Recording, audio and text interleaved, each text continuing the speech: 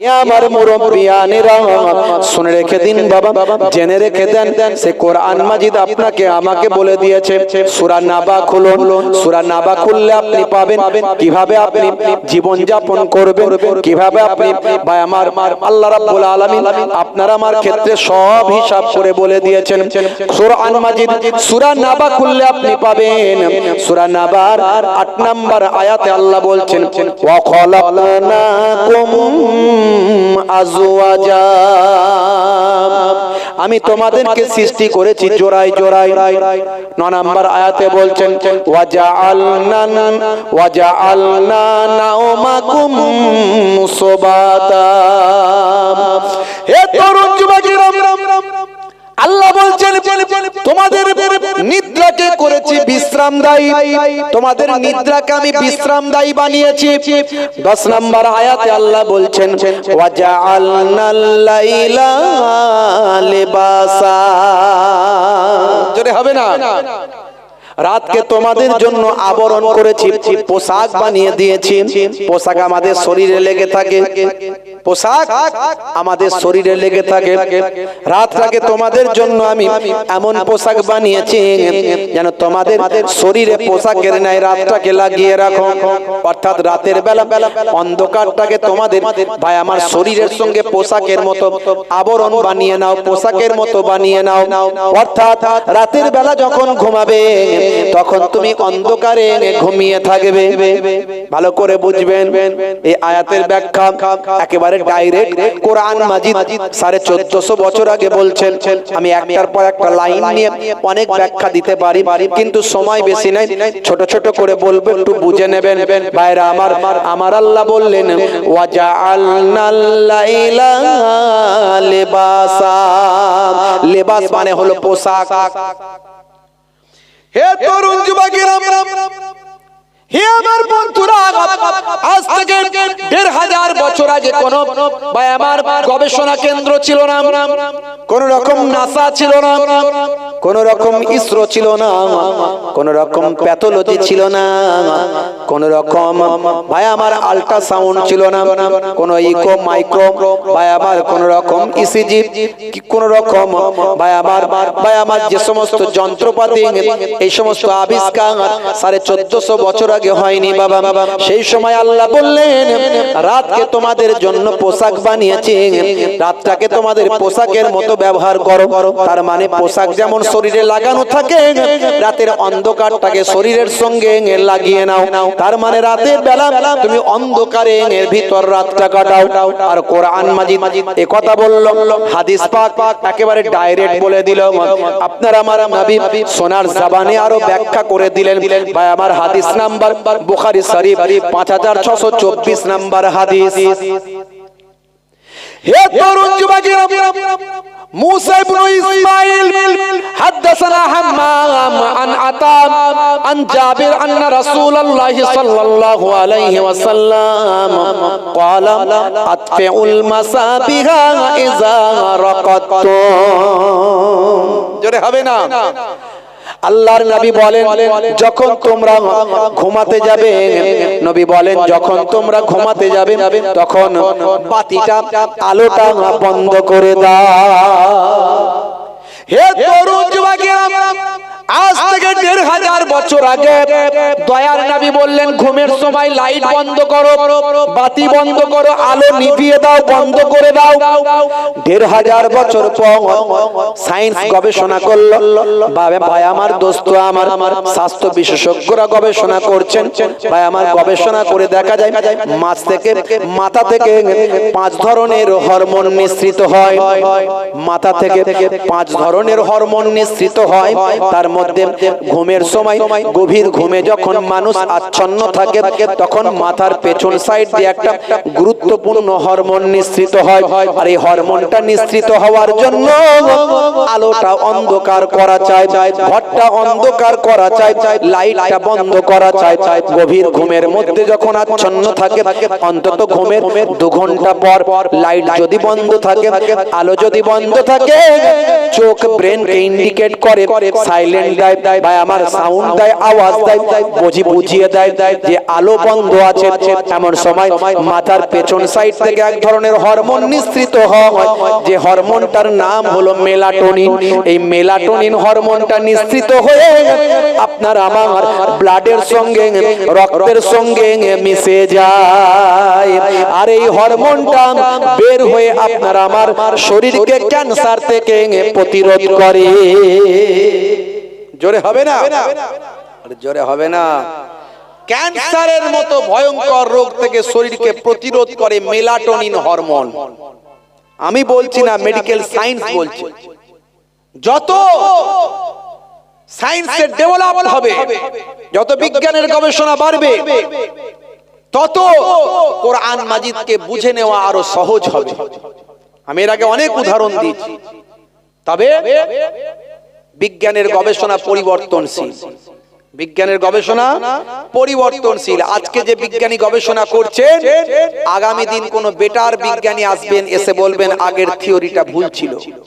এরকম এর আগে অনেক ঘটেছে। কথা ঠিক না ভুল? এখনো মাঝে মাঝে দেখবেন ভাই আমার অনেক গবেষণায় গন্ডগোল হয়ে যায়।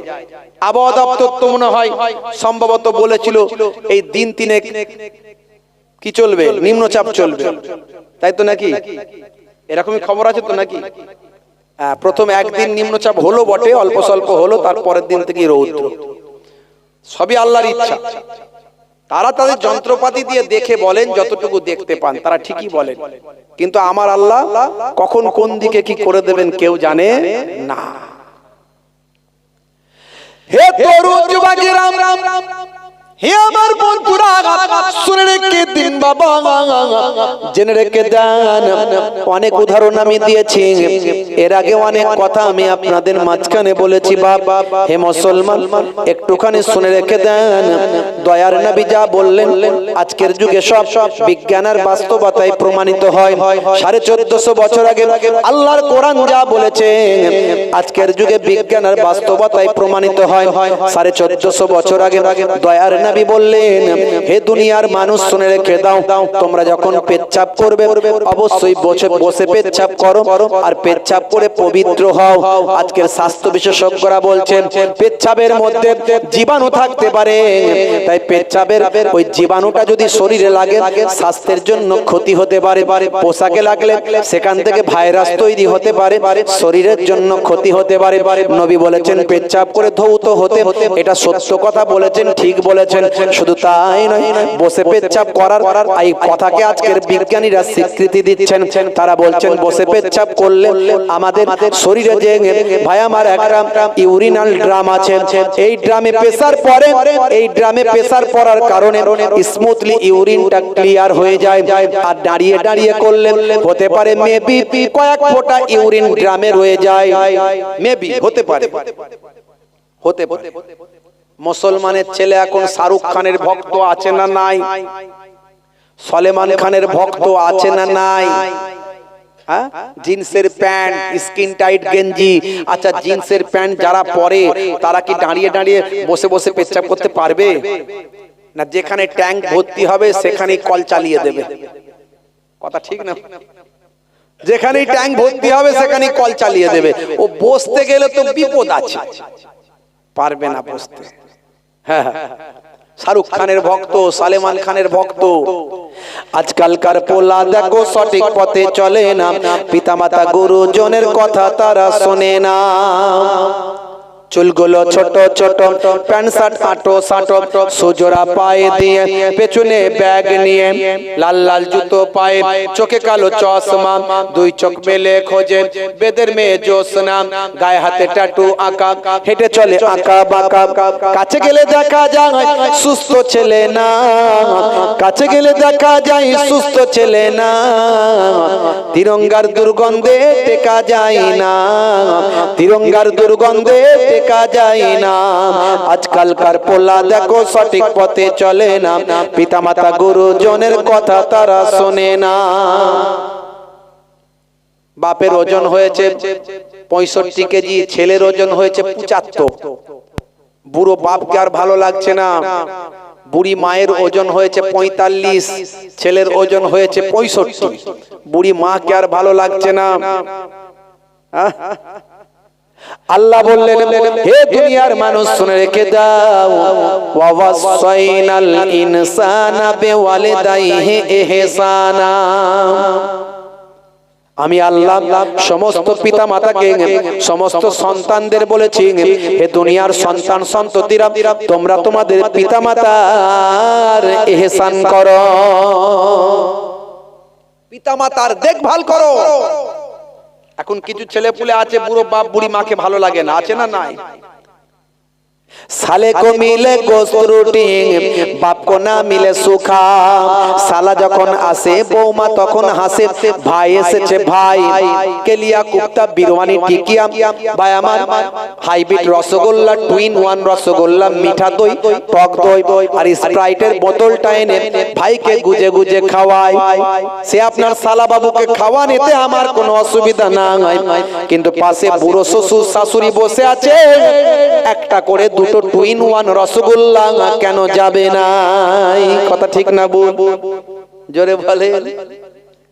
হে তরুণ যুবকেরা, আল্লাহর নবী বলছেন, যে ছেলেটি যে মেয়েটি তার পিতামাতার চেহারার দিকে একবার শ্রদ্ধার দৃষ্টিতে তাকাবে, এটা আমার আব্বা জানের চেহারা, আব্বা জান, এটা আমার আম্মা জান, এরকম শ্রদ্ধা ভরে পিতামাতার চেহারার দিকে যদি একবার তাকাই, দয়ার নবী বলেন, ফি কুল্লি নাজারাতিন, প্রত্যেকটা দৃষ্টির বিনিময়ে আমার আল্লাহ তাআলা একটা করা কবুল করা, একটা কবুল করা নফল হজের সওয়াব ওই ছেলে মেয়ের নামাজ আমলে লিখে দেবে। জোরে হবে না? আমার নবী জানিয়েছেন, হুমা জান্নাতুকা ওয়া নারুকা, তোমাদের বাম্মাই জান্নাত, তোমাদের বাম্মাই জাহান্নাম। দেখুন ইসলামের সৌন্দর্য, ইসলামের ব্রডনেস, ইসলামের মাধুর্য। Islam, I-S-L-A-M, Islam, I for I, S for should, L for love, A for all, M for mankind, I should love all mankind, অর্থাৎ আমার উচিত সারা বিশ্বের মানুষকে ভালোবাসা। সারা বিশ্বের মানুষকে ভালোবাসার নাম হলো ইসলাম। अंधे को रास्ता दिखाने का नाम है इस्लाम, भूखे को खाना खिलाने का नाम है इस्लाम, प्यासे को पानी पिलाने का नाम है इस्लाम, अमानत का नाम है इस्लाम, इबादत का नाम है इस्लाम, और मोहब्बत का नाम है इस्लाम। जोरे हवे ना? আমরা ইসলাম বুঝি না। মুসলিম তুমি নামে হলে আজ কামে হলে না ভাই, মুসলিম দেখো অপরাধে লিপ্ত কেন হয়? মুসলিম তুমি কোরআন হাদিস পড়তে জানো না, মুসলিম তুমি মসজিদেতে নামাজে এলে না, মুসলিম তুমি নামে হলে আজ মুসলিম তুমি নামে মুসলিম এলে ন্যায়ের পথে সমাজ বদলাবে রে, সমাজ বদলাবে। মুসলিম তুমি নামে হলে আজ কামে হলে না ভাই, মুসলিম দেখো অপরাধে লিপ্ত কেন হয়? বমে বারুদে নেশার থালায় হবে না কারো সাথী, বমে বারুদে নেশার থালায় হবে না কারো সাথী, সালাউদ্দিন আর তাগুলের তুমি যে উত্তরসূরি।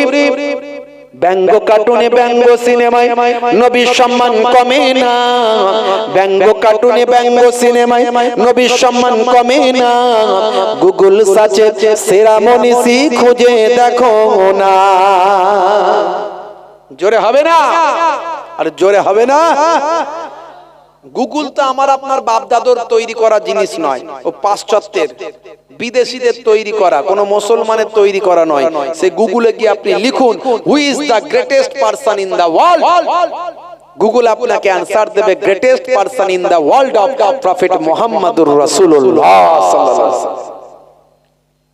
এনসাইক্লোপিডিয়া বিশ্বকোষ, সেই বিশ্বকোষের রাইটার বলছেন, মুহাম্মদ সাল্লাল্লাহু আলাইহি ওয়াসাল্লাম has been the most practical and most successful of all prophets। জোরে বলুন সুবহানাল্লাহ।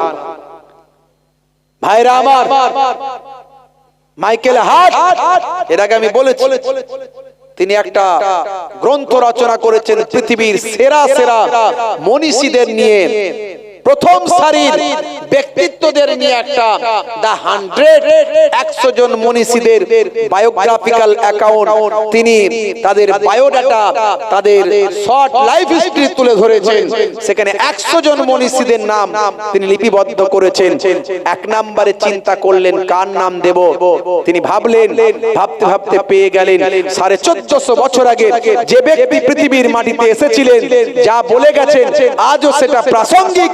সেই মহান ব্যক্তি হলেন হিজ প্রফেট মুহাম্মদুর রাসূলুল্লাহ। এক নম্বরে সেই নবী পাকের নামটাই লিপিবদ্ধ করে দিলেন, মাইকেল হার্ট। আপনি খুলে দেখুন, ইন্টারনেট সার্চ করুন, পেয়ে যাবেন ইনশাআল্লাহ। ভাইরা আমার, সেই নবীর শিষ্য আমরা আজকে বেনামাজি, বেরোজাদার, মদখোর, তারিখোর, গাঁজাখোর, সুদখোর, জিনাখোর, ব্যভিচারখোর, সেই নবীর শিষ্য আমরা কি করে হতে পারি? নবীর দরবারে দাঁড়াতে পারবো? নবীর দরবারে দাঁড়াতে পারবো? পারবো না। হে তরুণ যুবকেরা, মুসলমানের ছেলে নেশা করে। 1450 বছর আগে আল্লাহর নবী বলছেন কুল্লু মুসকিরিন হারাম, প্রত্যেক নেশা হলো হারাম। হে তরুণ যুবকেরা, হে আমার মুরব্বিয়ানেরা, হে আমার বন্ধুরা, শুনে রেখে দেন, প্রত্যেক ব্যক্তির জন্য দয়ার নবী বলছেন প্রত্যেক নেশা হলো হারাম। ভাইরা আমার, আর মদ খাওয়া তো আল্লাহ ডাইরেক্ট কোরআন মাজিদে হারাম বলে ঘোষণা করলেন, ইন্নামাল খামরু ওয়াল মাইসিরু ওয়াল আনসাবু ওয়াল আজলামু রিজসুম মিন আমালিশ শাইতান। হে তরুণ যুবকেরা, অথচ কিছু মানুষকে মদ খেতে দেখা যায়, আছে না নাই? মিলাদুন নবীতে যায়, ঈদের দিনে ফাঁস কাতারে দাঁড়ায়, মা বলেছে 1 মাস রোজা রেখেছি ভাই, মুহিবুল্লাহ হুসাইনি আসবে, চাঁদাটা একটু বেশি করে দেয়। হে তরুণ যুবকেরা, মায়ের পায়ে সালাম করে হুজুরের সঙ্গে মুসাফা করে সে মহিলা খেয়ে রাত্রি 9টা বাজলে চিনু আর পিনু টিনু মিনু এক কাছে হয়ে ভাই আমার পালসার আর ক্যালিবার গাড়ি নিয়ে বলে সবাই একটু পিঠটা বড় গোলাই, আজ একটু লাল পানি চালাই। এই বলে নগরুখরা মার্কেটে গিয়ে শপের সামনে হাতটা গলায় গলিয়ে দিয়ে বলে কাকা একটা লাল পানির বোতল চাই, আছে না নাই? চানাচুর ভাজা দিয়ে, মুরগির কষা দিয়ে, রেল লাইনের ধারে, পুকুরের পারে, নদীর ধারে যখন খায় তখন আবার বলে জানিস না হুজুররা বলে কিছু খেলে বিসমিল্লাহ বলতে হয়। খাচ্ছে মদ, বলছে বিসমিল্লাহ বলে খা। হে তরুণ যুবকেরা, হে আমার বন্ধুরা, শুনে রেখে দিন বাবা, সেই কোরআন মাজিদ যা বলেছেন, নবীর হাদিস যা বলেছেন, আজকের যুগে বিজ্ঞান আর বাস্তবতায় পরিণত হয়। দয়ার নবী বলছেন মাঝে মাঝে ঘরটা নিজে হাতে ঝাড়ু দেবে, স্ত্রীর সঙ্গে ছোট ছোট কাজগুলো নিজে হাতে করবে। ইয়াকুনু ফি মাহানাতি আহলিহি ওয়া ইয়াকুমুল বাইতা ওয়া ইয়াহলিবুনা সাতা ওয়া ইয়াকিতা সাওবাহু ওয়া ইয়াকসিফানা আলাহু ওয়া ইয়াহমিলু বিজাতিন মিনাস সুক। আল্লাহর নবী মাঝে মাঝে নিজে হাতে ঘরটা ঝাড়ু দিতেন, মাঝে মাঝে স্ত্রীর সঙ্গে ছোট ছোট কাজগুলোতে সহযোগিতা করতেন। মাঝে মাঝে দয়ার নবী আমার ছেঁড়া জামাগুলো পরিষ্কার পরিচ্ছন্ন করে সেগুলো ভাই আমার ছেঁড়া জামা ভাই আমার একটু ফেটে গেছে, একটু ছিঁড়ে গেছে, সেটাকে রিজেক্ট না করে সেটাকে নিজে হাতে সেলাই করতেন। দয়ার নবী মাঝে মাঝে আমার নিজে হাতে নিজে বাজারে যেতেন, ওয়া ইয়াহমিলু বিজাতিন মিনাস সুক, নিজে হাতে বাজারটা করে বাড়িতে ফিরে আসতেন। আমি আপনি মাঝে মাঝে স্ত্রীর সঙ্গে ছোট ছোট কাজগুলো করি তো নাকি? করি? হুজুর এসব ওয়াজটা করবেন না। অনেকে বলে হুজুর এই সব ওয়াজ করবেন না হুজুর, সকালবেলা আমাদের ঘরের বউয়েরা বলবে কই গো মুহিবুল্লাহ হুসাইনির ওয়াজ শুনলে তো মাঝে মাঝে স্ত্রীর সঙ্গে ছোট ছোট কাজগুলো করতে হয়, আমি একটু ব্যস্ত হয়ে গেছি, কাপড়টা ধুচ্ছি, তুমি একটু রান্নার ওই তরকারিটা একটু নেড়ে দাও ভালো ভালো, আমি একটু এইদিকে ব্যস্ত হয়ে গেছি, তুমি একটু ঘরটা ঝাড়ু দিয়ে দাও না গো। বললি তো ঝামেলা হয়ে যাবে। এই যে হুজুর ভালোবাসো, হুজুরের ওয়াজ ভালোবাসো, হ্যাঁ এই তো ওয়াজ শুনেছো, ওই ঘরটা ঝাড়ু দিতে অসুবিধা কি আছে? আচ্ছা ভাই বলেন তো, আপনি বলছেন মেয়েদের কাজ, তো কি হয়েছে? কি হয়েছে? মেয়েদের কাজ যদি একটু আমরা করি তা আমার নবী করেছেন বলে করছেন, কাজটাও করা হবে, সুন্নতের সওয়াবও হবে। জোরে হবে না? আমি আপনি যে সাহেবই হয় না কেন, ডাক্তার সাহেব, মাস্টার সাহেব, উকিল সাহেব, অ্যাডভোকেট সাহেব, মন্ত্রী সাহেব, নেতা সাহেব, হুজুর সাহেব, মৌলানা সাহেব, পীর সাহেব, মুফতি সাহেব, দোকানদার সাহেব, হ্যাঁ, ব্যবসায়ী সাহেব, যত বড় যেই হই না কেন, পৃথিবীর 200 কোটি মানুষ প্রতিনিয়ত যাকে ফলো করেন এবং কোটি কোটি মানুষ যাকে ভালোবাসেন, সেই নবীর থেকে বড় সাহেব পৃথিবীতে কেউ আছে? সেই নবী যদি স্ত্রীর সঙ্গে ছোট ছোট কাজগুলো করতে পারেন, মাঝে মাঝে ঘরটা ঝাড়ু দিতে পারেন, আমি আপনি পারবো না কেন? আচ্ছা, যদি ঘরটা মাঝে মাঝে ঝাড়ু দিই, একটু স্ত্রীর সঙ্গে ছোট ছোট কাজগুলো করি, প্রেম বাড়বে না কমবে? স্ত্রীর সঙ্গে প্রেম বাড়বে না কমবে? মারাত্মক বাড়বে। বুড়ো বুড়ি মরে যাবে, প্রেম তাদের ছাড়বে না। কথা ঠিক না ভুল? বুড়ো বুড়ি মরে যাবে, প্রেম তাদের থেকে ছাড়বে না। আর এখনকার ছেলেরা শাহরুখ খানের কাছ থেকে প্রেম শিখেছে। জিজ্ঞাসা করে দেখুন, মনে শান্তি নাই। এই মাত্র বিয়ে হয়েছে, 2 বছর 3টে বছর কেটেছে, স্বামী স্ত্রীতে ঢিসুম ঢাসাম, 220 আর 440। শিক্ষকের স্ত্রী ঝগড়ার সময় আমাকে বেশি শেখাতে এসো না, অভিনেতার স্ত্রী ঝগড়ার সময় আমার সঙ্গে নাটক করো না, ধোপার স্ত্রী ঝগড়ার সময় বলছে মেরে ধুয়ে দেব, কসাইয়ের স্ত্রী ঝগড়ার সময় বলছে কেটে টুকরো টুকরো করে দেব, ইঞ্জিনিয়ারের স্ত্রী ঝগড়ার সময় বলছে মেরে বালি চাপা দিয়ে দেব, আর জেলের স্ত্রী ঝগড়ার সময় বলছে মেরে শুটকি মাছ বানিয়ে দেব। আর যাদের মধ্যে আল্লাহর কোরআন রাসূলের হাদিস আছে, তাদের বাড়িতেও মাঝে মাঝে মনোমালিন্য হয়। তারা বলে আমাদের ভিতর কোরআন আর হাদিস আছে, রাসূলের সুন্নাত আছে, বসে আলোচনায় সমস্যা মিটিয়ে নেব। জোরে হবে না? হে তরুণ যুবকেরা, হে আমার বন্ধুরা, শুনে রেখে দিন বাবা, জেনে রেখে দেন। হে মুসলমান, একটুখানি খেয়াল করুন, কোরআন মাজিদ যা বলেছে, নবীর হাদিস যা বলেছে, আজকের যুগে সব প্রাসঙ্গিক, কিন্তু আমরা মুসলমান ঠিক মতো মানি না। সমস্যাটা আমাদের। কথা ঠিক না ভুল? আমরা জানি না, মানি না, শুনি না, বুঝি না। খুব কম মানুষ আমরা মানার চেষ্টা করি। একটু কষ্ট তো, মানলে একটু কষ্ট হয়। আর যেমন তেমন ভাবে জীবন যাপন করা যায় না, একটা রেস্ট্রিকশন, একটা বাঁধন, একটা শৃঙ্খলার মধ্যে জীবন যাপন করতে হয়। কথা ঠিক না ভুল? কিন্তু এর মধ্যে আনন্দ আছে, এর মধ্যে আনন্দ আছে। আপনি দুনিয়াতেও শান্তি পাবেন, আখিরাতেও মুক্তি পাবেন। জোরে বলুন সুবহানাল্লাহ। হে তরুণ যুবকেরা, হে আমার বন্ধুরা, সে আল্লাহর কোরআন বলছে এগুলো হলো ছোট ছোট ইবাদত। ডান দিকে কাত হয়ে ঘুমাবেন, নবীর নির্দেশ। সবের মধ্যে বিজ্ঞান আছে, সায়েন্স আছে, আমি বলেছি আধুনিকতা আছে, সবের মধ্যে বাস্তবতা আছে, সবের মধ্যে আপনি বিজ্ঞান মনস্ক চিন্তা ভাবনা আছে। হে তরুণ যুবকেরা, আগেই বলেছি বিজ্ঞানের গবেষণা যত বাড়বে, আল্লাহর কোরআন এবং রাসূলের হাদিস বোঝা তত সহজ হবে। নবী 1450 বছর আগে ডান দিকে কাত হয়ে ঘুমাতে বলেছেন। আজকের সায়েন্স বলছে বাম দিকে থাকে হার্ট। হার্টের কি কাজ, এটা আমি অনেক আগেই ডিসকাস করেছি। ইন্টারনেট সার্চ করবেন, পাবেন। ইন্টারনেটে অন্তত 20 থেকে 25 হাজার বক্তব্য আমার আছে, একটা দুটো নয়, অনেক বক্তব্যে আমি এগুলো ডিসকাস করেছি, ব্যাখ্যা করেছি। হে তরুণ যুবকেরা, এগুলো সব ছোট ছোট সুন্নত। নবী বলেছেন চেটে পুটে খাবার খেতে, নবী বলেছেন বসে পানি পান করতে, নবী বলেছেন পেচ্ছাপ করে পবিত্র হতে বসে পেচ্ছাপ করতে, নবী বলেছেন ছোটদের স্নেহ করতে, বড়দের সম্মান করতে, নবী বলেছেন রাস্তা দিয়ে যখন যাবে পেরে কাঁচ ভাঙা পাথর পড়ে থাকলে তোমার চোখে পড়লে একটু সাইড করে দিতে। এই সব কাজগুলোর মধ্যে তুমি সওয়াব পাবে, সুন্নতের সওয়াব সওয়াব পাবে। সুন্নতের ইবাদতটা তোমার নামাজ আমলে লিখে দেওয়া হবে। যখন তুমি কোনো এতিম বাচ্চা পাবে, অসহায় বাচ্চা যদি পাও, তার কিছু তাকে দিতে পারো আর নাই পারো, দিতে পারলে ভালো, না পারলে অন্তত তার মাথায় একটা হাত বুলিয়ে দেবে। এই মাথায় হাত বোলালে তোমার হাতেতে তার মাথার চুল যতগুলো লাগবে ততগুলো সব তোমার নামাজ আমলের খাতাতে লিপিবদ্ধ হবে।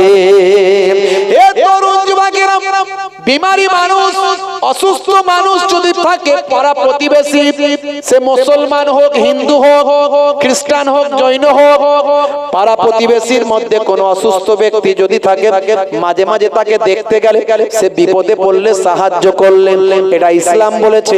হে তরুণ যুবকেরা, শুনে রেখে দিন, জেনে রেখে দিন, এইভাবে ভাই আমার কোন মুসলমানকে যদি দেখতে পাই, আসসালামু কাবলাল কালাম, কথা বলার আগে তুমি দাও সালাম, তাকে সালাম দিয়ে কথাটা শুরু করো। মুসলিম, হিন্দু, খ্রিস্টান, জৈন, বৌদ্ধ হলে তাদের সঙ্গে হাসি মুখে সুন্দর ব্যবহারটা তুমি করো। দাদা ভালো আছেন, কাকা ভালো আছেন, সুন্দর পোলাইট ব্যবহারটা তুমি দেখাও। এর নাম হলো ইসলাম। ইসলাম বুঝতে হবে, নবী কি শিখিয়েছেন। হে তরুণ যুবকেরা, বেশি উদাহরণে যাব না, এগুলো সব সুন্নাত। যাদের ভিতরে সুন্নত পাওয়া যায় তারা কেউ পথহারা হয় না। রাসূলের পথে যারা চলে দুনিয়ায়, বাতিলের বাধা তারা মানে না। নিশীথ রজনীতে সেজদাতে যায়, হুসাইন তাদের নিয়ে ভাবনাতে রয়। বিপদের মাঝে তারা যতই পড়ুক, বিপদের মাঝে তারা যতই পড়ুক, রাসূলের তরিকা ছাড়ে না। যাদের ভিতর সুন্নত পাওয়া যায় তারা কেউ পথহারা হয় না। রাসূলের পথে যারা চলে দুনিয়ায়, বাতিলের বাধা তারা মানে না। হে তরুণ যুবকেরা, আল্লাহর কোরআন যা বলেছে, রাসূলের হাদিস যা বলেছে, সব আপনার আমার জন্য বাস্তবতার সঙ্গে সামঞ্জস্যপূর্ণ। ভাইরা আমার, তরুণ যুবকেরা, ভাই আমার, দোস্ত আমার, নবী বলেছেন ভাগ্যে ভালো মন্দ যা কিছু হয় সব কোথা থেকে হয়? ভাগ্যে ভালো মন্দ যা কিছু হয় সব কোথা থেকে হয়? জোরে বলেন, আল্লাহর কাছ থেকে। আমরা বুঝি তো নাকি? বুঝি আমরা, কিন্তু কতটা মানি? চাষে যদি ক্ষতি হয়, আল্লাহ এত লোকের জমি দেখতে পায়নি, আমারটাই পেল। বাপ যদি মারা যায়, এত লোকের বাপ ছিল, কারোরটা মরল না, আমার বাপটা উপায় করে আর আমি এখনো উপায় করি না, আমারটাই আল্লাহ তুলে নিল। আছে না নাই? আমরা সব জানি, কিন্তু আমরা ঠিকঠাক মানি না। বুঝতে পারছি? হে তরুণ যুবকেরা, হে আমার বন্ধুরা, শুনে রেখে দিন বাবা, জেনে রেখে দেন। হে মুসলমান, একটু লক্ষ্য করুন, হে যুবকেরা একটু খেয়াল করুন। আল্লাহ বলছেন কোরআন মাজিদে, বান্দা তুমি যেটা ভালো মনে করো হতে পারে সেটা তোমার জন্য খারাপ, আর তুমি যেটা খারাপ মনে করো হতে পারে সেটা তোমার জন্য ভালো। আমরা অনেক সময় আমাদের নিজেদের জন্য খারাপ মনে করি, কিন্তু পরক্ষণে একটু ডিপলি চিন্তা করলে বুঝতে পারি এটা আমার জন্য ভালোই হতে পারে। ভাইরা আমার, তরুণ যুবকেরা আমার, হযরতে ঈসা রূহুল্লাহ,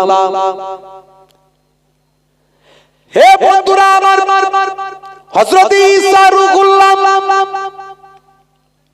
আল্লাহর নবীর, আমাদের নবীর আসার 500 বছর আগে পৃথিবীর মাটিতে এসেছিলেন। হযরত ঈসা রুহুল্লাহর জামানায় একটা ঘটনা ঘটেছিল। ঈসা নবীর জামানায় একজন ব্যক্তি ছিল, সে তার স্ত্রীকে খুবই ভালোবাসতো। সত্যি তার স্ত্রীও ছিল খুবই সুন্দরী। সে তার স্ত্রীকে প্রচন্ড পরিমাণে প্রেম করত, মহাব্বত করত, ভালোবাসতো। এমনকি স্ত্রী যদি রাগান্বিত হতো, সে তার স্ত্রীর ভালোবাসায় নিজের সমস্ত রাগকে হজম করে নিত, সবই সহ্য করত, সাবার করত। তারপরও স্ত্রীর সঙ্গে কখনো ঝগড়া করত না, অন্ধের মতো তার স্ত্রীকে প্রেম করত, মহাব্বত করত। হযরত ঈসা নবীর জামানায় ঘটনাটা ঘটেছিল। একদিনকার ঘটনা দেখতে পাওয়া যায়, ওই স্ত্রী হঠাৎ মারা গেল। স্ত্রী ছিল একদিকে যেমন খুবই সুন্দরী, একদিকে তার স্বামীকেও মহাব্বত করত, আবার একদিকে ধার্মিক ব্যক্তিও ছিল। হে তরুণ যুবকেরা, তার স্ত্রী মারা গেল। মারা যাবার পরে ওই স্বামী প্রায় পাগল পারা হয়ে গেল, পাগলের মতো আচরণ করতে লাগলো। তার স্ত্রীকে সে ছাড়তে পারে না। কাফনের কাপড় আঁকড়ে বসে আছে, ভাই আমার, কাফনের কাপড়ের পাশে সে বসে আছে, তার স্ত্রীকে কবরস্থ করতে দিতে চায় না। মানুষজন কয়েকদিন পরে বুঝিয়ে সুঝিয়ে, ভাই আমার, বুঝিয়ে সুঝিয়ে নিয়ে, ভাই আমার, ওই মহিলাকে কবরস্থ করলেন, দাফন করলেন। এই দাফনের পরে কবরের ধারে ওই ব্যক্তি দিনের পর দিন কাটাতে লাগলো। হে জওয়ান যুবকেরা, মানুষজন চিন্তা করলো কয়েকদিন যেতে না যেতে তার প্রেমটা কেটে যাবে, আস্তে আস্তে সে বুঝতে সামর্থ্য হবে। এক সময় সে বুঝতে পারবে তার স্ত্রী মারা গেছে, সে ঘরমুখো হবে, বাড়ি মুখো হবে। কিন্তু না, দেখতে পাওয়া যায় সে এমনই তার স্ত্রীর প্রেমে আসক্ত ছিল, এমনই তার স্ত্রীকে ভালোবাসতো, তার এমনই প্রেম ছিল। দিনের পর দিন, মাসের পর মাস, প্রত্যেক দিন সে তার স্ত্রীর কবরে যায়, সারা দিন না খেয়ে না দে কবরের ধারে পড়ে থাকে। এইভাবে দিনের পর দিন চলতে লাগলো। অন্তত ভাই আমার বহুদিন এভাবে কেটে গেল। হঠাৎ সেই পথ দিয়ে একদিন হযরতে ঈসা রুহুল্লাহ হেঁটে যাচ্ছে। ঈসা নবীকে আল্লাহ কুদরতি ক্ষমতা দিয়েছিলেন। কটা? 5টা। ঠান্ডা লাগছে মনে হয় আপনাদের, নাকি কষ্ট হচ্ছে? একবার তাকবীর দেন তো দেখি। নারে তাকবীর। আওয়াজ ঠিক মতো বেরোচ্ছে। কথাটা নিয়ে আমি বলছিলাম, তাই প্রচন্ড ঠান্ডা, আর তোমরা এত রাত পর্যন্ত জলসা করবে, আর কিছু করার তো নাই। হে তরুণ যুবকেরা, হযরত ঈসা রুহুল্লাহ ওই পথ দিয়ে যাচ্ছিলেন। ঈসা রুহুল্লাহকে আল্লাহ ক্ষমতা দিয়েছিলেন 5টা। ঈসা রুহুল্লাহ যখন কোন জন্মান্ধ ব্যক্তির চোখেতে হাত দিতেন, হাত দেওয়ার সঙ্গে সঙ্গে আল্লাহর করুণায়, আল্লাহর দয়ায় ওই জন্মান্ধ ব্যক্তি পর্যন্ত চোখটা তার ফিরে পেত। জোরে হবে না? আর সুবহানাল্লাহ বলার ক্ষমতা মনে হচ্ছে নাই, তাই তো নাকি? শরীর অবস্থা খুব খারাপ, ছেড়ে দে মা, কেঁদে বাঁচি, তাই তো? জোরে হবে না সুবহানাল্লাহ? হে তরুণ যুবকেরা, হযরত ঈসা রুহুল্লাহ কোন কুষ্ঠরোগী মানুষের শরীরে যদি হাত দিতেন, আল্লাহর হুকুমে ঈসা নবীর হাতের ছোঁয়া পেয়ে তার সারা শরীরের কুষ্ঠরোগ আমার আল্লাহ ভালো করে দিতেন। ঈসা রুহুল্লাহ যদি কোন মাটির তৈরি কোন জীবজন্তু বানাতেন, আল্লাহর কুদরতি ক্ষমতায় তিনি যখন বলতেন এই জীবজন্তুর ভিতরে রুহটা চলে আয়, বলার সঙ্গে সঙ্গে বিশেষ করে পাখি তৈরি করতেন। এক ধরনের মাটি দিয়ে পাখি তৈরি করে তিনি তার ভিতরে রুহটা দিয়ে দিতে পারতেন। এর ফলে সেই মাটির তৈরি পাখি জিন্দা জীবিত হয়ে উড়ে চলে যেত। 4 নম্বর, হে তরুণ যুবকেরা, হযরত ঈসা রুহুল্লাহ অনায়াসেই বলতে পারতেন কার বাড়িতে কি খাবার তৈরি হয়েছে, সেই ব্যক্তিকে বলে দিতেন তোমার বাড়িতে আজকে এটা রান্না হয়েছে। সেই ব্যক্তি অবাক হয়ে যেত। তখন তিনি বলতেন হাযা মিন ফাদলি রাব্বি, এটা আমার স্রষ্টার অনুগ্রহ, এটা আমার স্রষ্টার দান, তিনি আমাকে ক্ষমতা দান করেছেন। হে তরুণ যুবকের, হে আমার বন্ধুরা, ঈসা রুহুল্লাহর এই ক্ষমতা দিয়ে তিনি বুঝিয়ে দিতেন আমি হলাম আল্লাহর পয়গম্বর, আমার কথা মেনে চলো, আল্লাহকে এক বলে মানো। সেহি Allah is one, Allah is one whom all depend, he begets not is he begotten and none is like him। ঈসা রুহুল্লাহ এটা মানুষকে বুঝিয়ে দিতেন। হে তরুণ যুবকেরা, 5 নাম্বার হলো ঈসা রুহুল্লাহ কোন মৃত, বহুদিনের মৃত হোক, অল্প দিনের মৃত হোক, কোন কবরের ধারে গিয়ে যদি একবার বলতেন কুম বিইজনিল্লাহ, বলার সঙ্গে সঙ্গে ওই মৃত মুর্দা জিন্দা জীবিত হয়ে কবর ভেদ করে উঠে দাঁড়িয়ে পড়ত। জোরে হবে না? জোরে হবে না? সেই ঈসা রুহুল্লাহ ওই কবরের ধার দিয়ে যাচ্ছেন।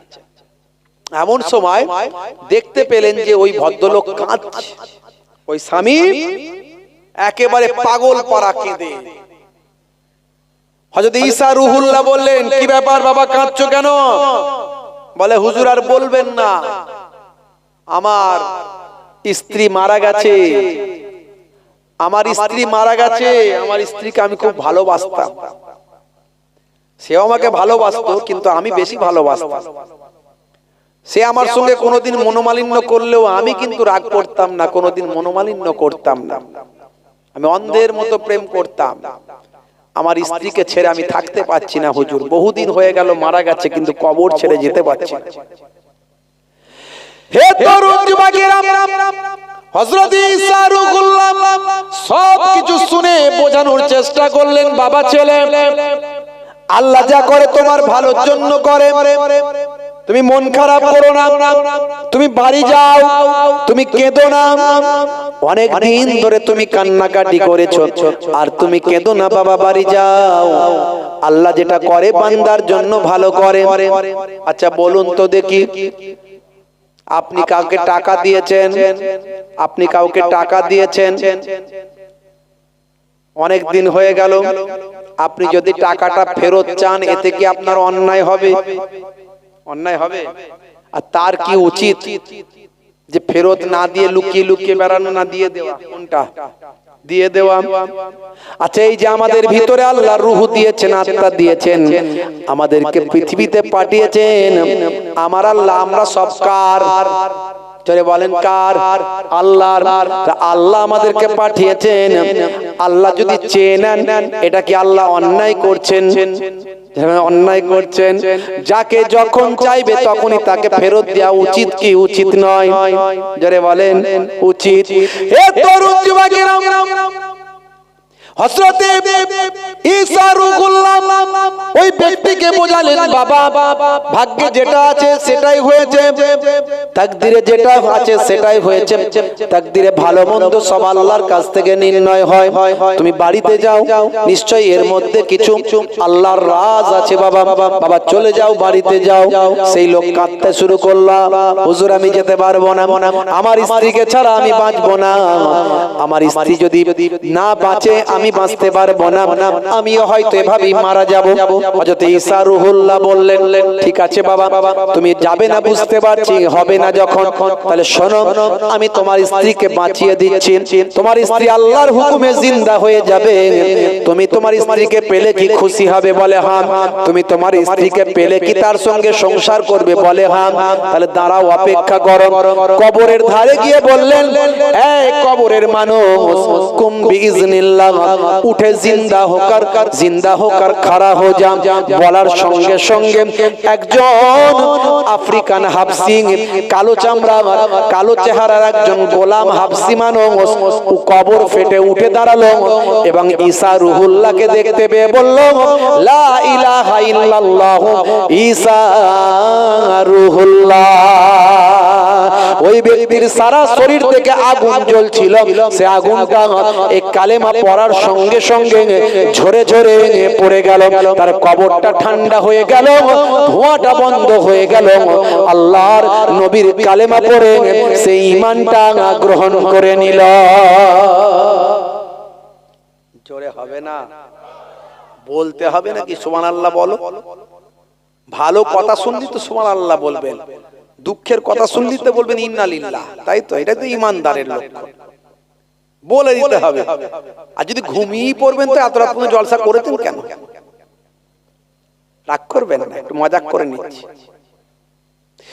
হে তরুণ যুবকেরা, হে আমার বন্ধুরা, হযরত ঈসা রূহুল্লাহ ওই ব্যক্তিকে বললেন, কই গো বাবা, তুমি যে বললে তোমার স্ত্রী, এ তো দেখছি হাবশি গোলাম, আফ্রিকান হাবশি গোলাম, কই গো বাবা তোমার স্ত্রী কোথায় গেল? ওই ব্যক্তি যখন উঠি কালেমা পড়ল, তার শরীর থেকে আগুন ঠান্ডা হয়ে গেল, ধোঁয়া বন্ধ হয়ে গেল, সে ঈমানদার হয়ে গেল। তার কবরটাকে আল্লাহ ফুলের বাগান বানিয়ে দিলেন। যখন ওই ব্যক্তি বললেন, না না ইয়া নবী আল্লাহ, এই কবরটা আমার স্ত্রীর কবর নয়, এই গোলামের পাশের কবরটাই হলো আমার স্ত্রীর কবর। এমন সময় আল্লাহর নবী হযরত ঈসা রূহুল্লাহ বললেন, হে গোলাম, তুমি ঈমান এনেছো, এবার শান্তিতে তুমি তোমার কবরে শায়িত হয়ে যাও।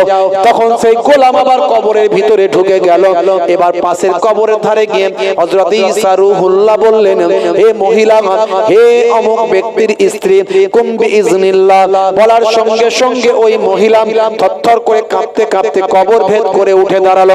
কবর ভেদ করে উঠে দাঁড়ানোর পরে আস্তে আস্তে স্বাভাবিক হলো। হযরত ঈসা রূহুল্লাহ বললেন, কবর থেকে বেরিয়ে এসো, যাও, তোমার স্বামী তোমার জন্য অপেক্ষা করছে, তুমি তোমার স্বামীকে নিয়ে সুখে শান্তিতে বসবাস করো। তোমার স্বামী তোমার জন্য কেঁদে কেঁদে অস্থির, যাও, আল্লাহর হুকুমে আল্লাহ তোমাকে আমার ওসিলায় জিন্দা করেছে।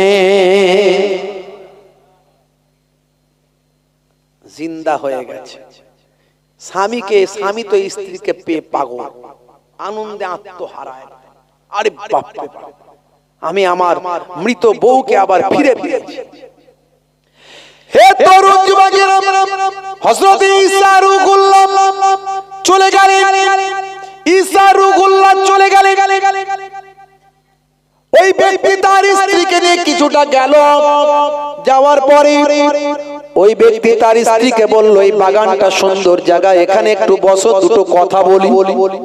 দীর্ঘদিন ধরে তোমার সঙ্গে আমার কোনো কথা হয়নি, আমি তোমার থেকে বিচ্ছিন্ন ছিলাম, তোমার জন্য পাগল পারা হয়ে গিয়েছিলাম, শরীর আমার ভেঙে গিয়েছে, আমি কিছু খেতে পারিনি, দীর্ঘদিন না খেয়ে না দে তোমার কবরের পাশে জেগে জেগে কেঁদে কেঁদে কাটিয়েছি।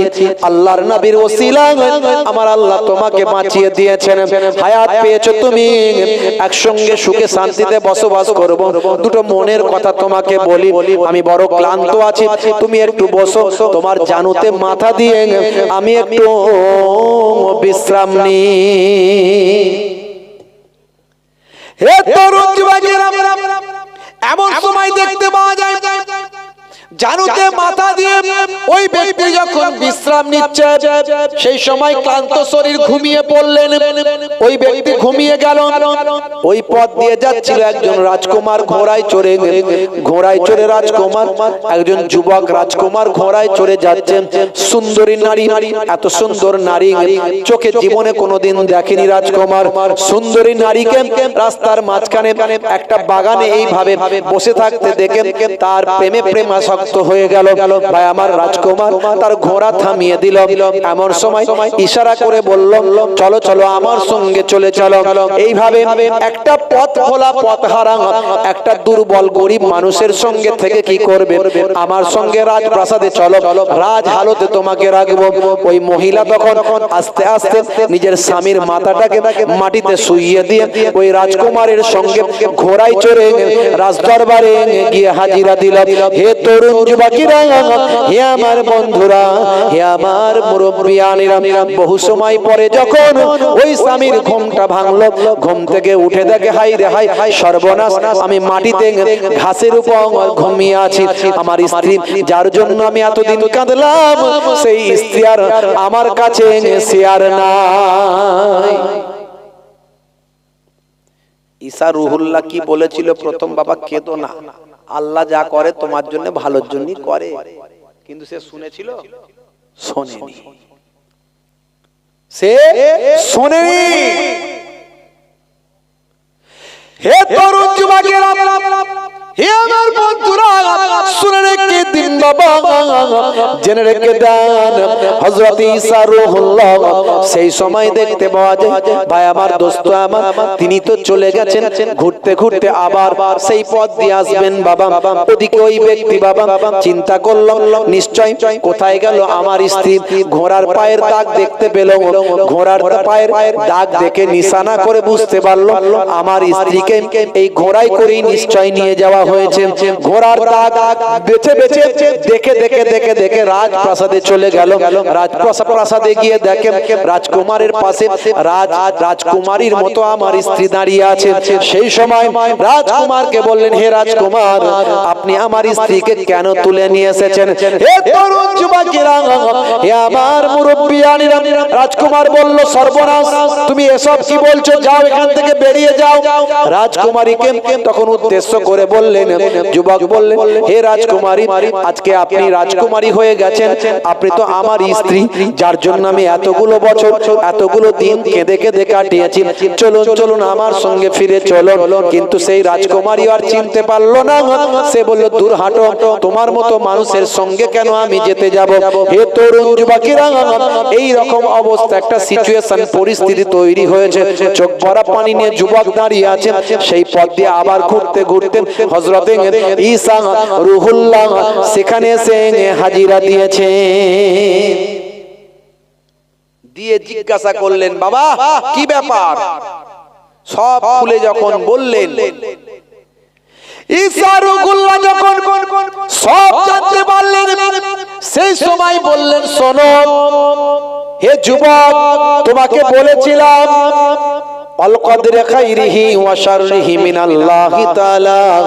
ভাগ্যে ভালো মন্দ যা কিছু হয় সবই আল্লাহর পক্ষ থেকে হয়। সেদিনে তোমাকে বলেছিলাম, বাবা ছেলে, স্ত্রীর জন্য কান্না করো না, যাও তুমি বাড়িতে চলে যাও। আল্লাহ লেনেওয়ালা, আল্লাহ তো দেনেওয়ালা, সমস্ত ক্ষমতার উপর আল্লাহ সর্বশক্তিমান। আল্লাহ যা করেন বান্দার ভালোর জন্য করেন। তুমি যেটা খারাপ মনে করো, হতে পারে সেটা তোমার জন্য ভালো, আবার তুমি যেটা ভালো মনে করো, হতে পারে সেটা তোমার জন্য খারাপ। বাবা ছেলে, সেদিনই বলেছিলাম, সেদিন তুমি আমার কথা শুনলে না। তুমি জানো না, জানো না, আজকে তোমার স্ত্রী রাজকুমারী সে যে রাজপ্রাসাদে দাঁড়িয়ে আছে, আজ তোমাকে সে ভালোবাসে না। হে যুবক, শুনে রেখে দাও, একজন বেঈমান ব্যক্তি কবর থেকে উঠে ঈমানদার হয়ে গেল। সেই হাবশী যে কালেমা পড়ে ঈমানদার হয়ে কবরটা গোলাপ ফুলের বাগান হয়ে গেল।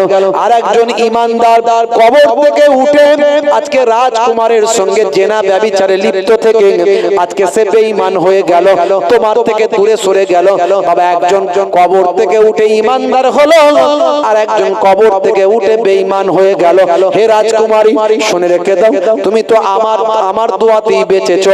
আমার জবান থেকে আমি দোয়া করেছিলাম, আল্লাহ তোমাকে বাঁচিয়েছেন। যাও, তুমি আজকে জেনা ব্যভিচারে লিপ্ত হয়েছো, তুমি আজকে অবৈধ ক্রিয়াকর্মে লিপ্ত হয়েছো। তুমি আগের মতো যেমন মৃত ছিল তেমন মারা যাও। বলার সঙ্গে সঙ্গে রাজকুমারী সেখানে সে মারা গেল। এর নাম হযরত ঈসা রূহুল্লাহ বললেন, হে যুবক, শুনে রেখে দাও, এ দুনিয়া হলো পান্থশালা, এ দুনিয়া হলো প্রতীক্ষালয়।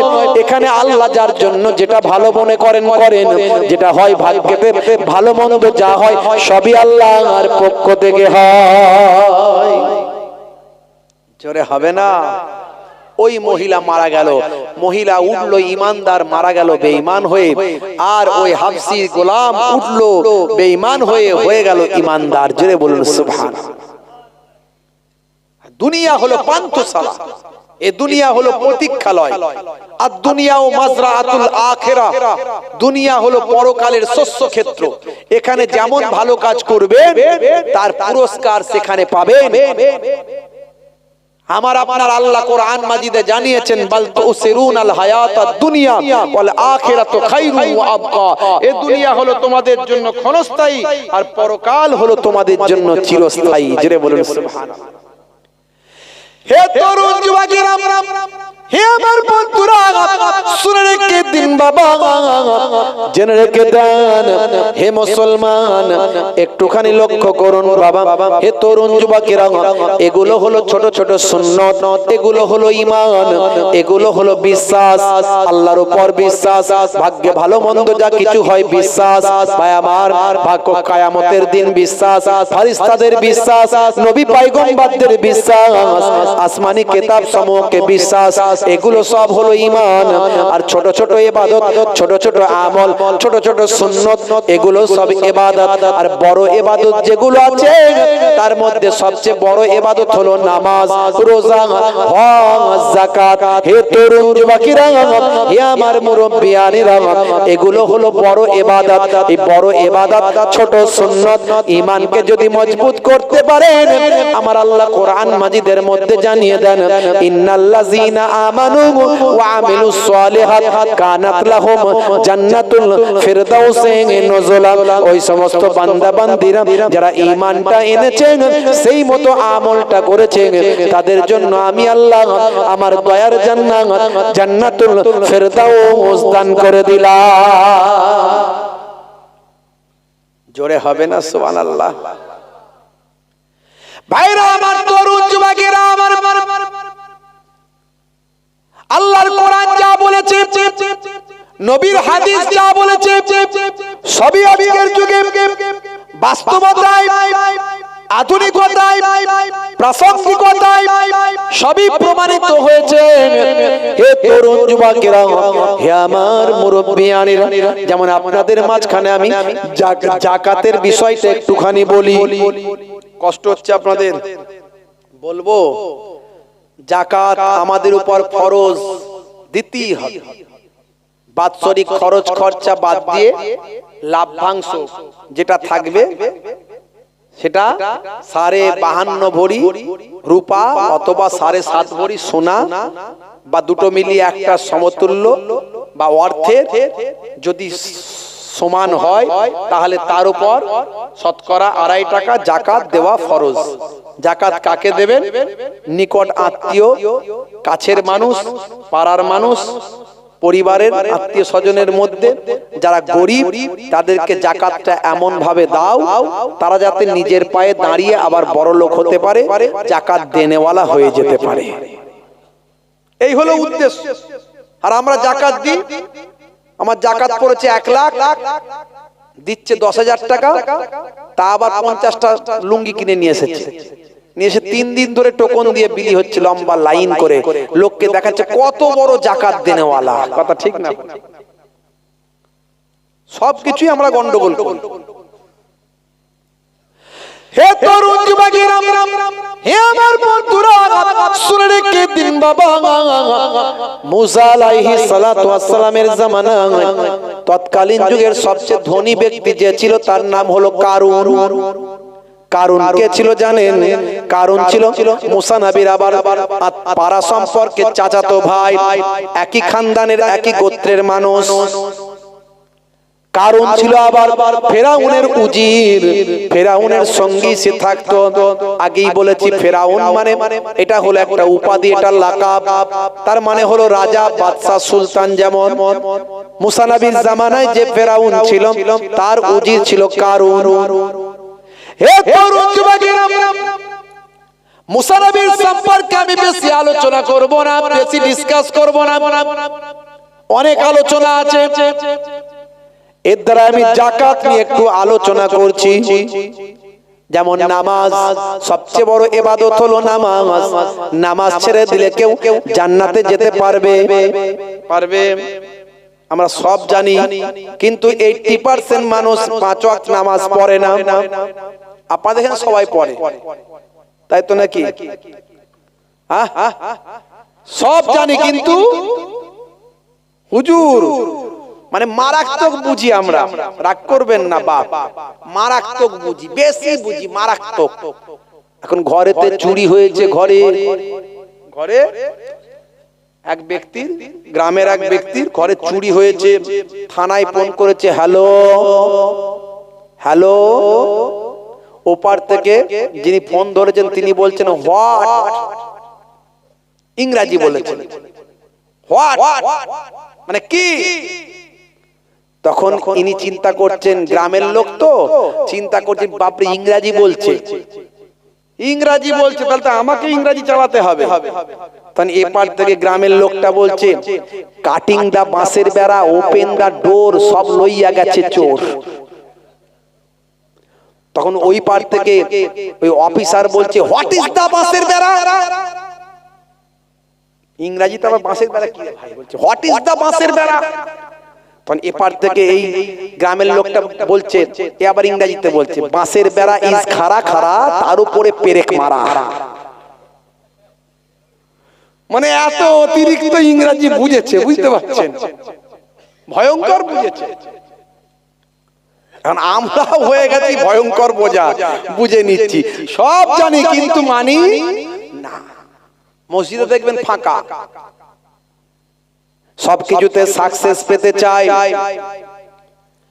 সবকিছুতে আমরা সাকসেস পেতে চাই, কিন্তু সাকসেসটা কোথায় গেলে পাবো এটা জানি না।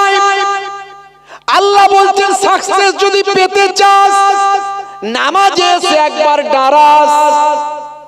মুয়াজ্জিন দেয় হাইয়া আলাস সালাত, হে মুসলমান যুবক নামাজে এসে হাজিরা দে ভাই। মুয়াজ্জিন বলছে, নামাজে যদি হাজিরা দিস তুই সফলতা সাকসেসফুল হবি, এতে কোনো সন্দেহ নাই। 5 বার করে মুয়াজ্জিন আওয়াজ দিয়ে বলেন, হাইয়া আলাস সালাত, হাইয়া আলাস সালাত, এসো নামাজের দিকে এসো, এসো নামাজের দিকে এসো। যদি নামাজের দিকে আসো তাহলে কি হবে, নামাজ পড়তে এলে কি পাবে, মুয়াজ্জিন আবার জানিয়ে দেয়, হাইয়া আলাল ফালাহ,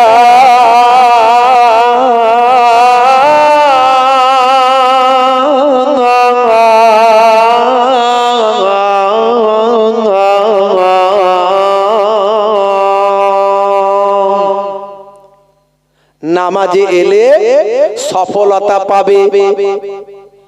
সফলতার চাবিকাঠি হলো নামাজ। সকলের একটা দপ্তর আছে, নেতার দপ্তর আছে, ডাক্তারের দপ্তর আছে, অ্যাডভোকেটের দপ্তর আছে, আল্লাহর দপ্তর হলো নামাজের সিজদা।